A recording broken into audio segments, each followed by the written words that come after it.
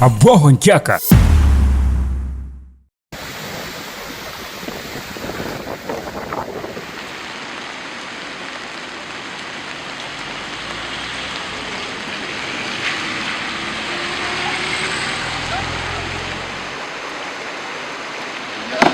Ratsika nahita noragnandro zay tatitady tamin'ny herinandro loatra iny ndraiky herinandro midiavytsika teo somary lafinafy satria fandalaovan'ny cyclone taty amintsika avarafaritra tao.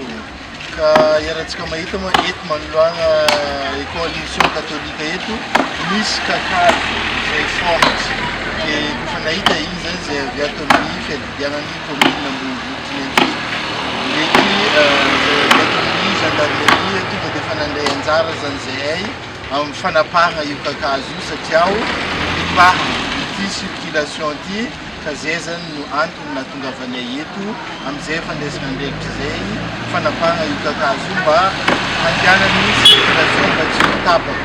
Ka ny mesure raisinay magnaraka zany raha mahita moa misy kakazo sasany koa andreo efa commence ty fohatra dia avetrany zany zay tsy handehandeha fa niany dia niany tonga dia efa foarinay zany kakazo mba afaha misoro so dia ho lavo magnantoka zany amaraigny afaka amaraigny.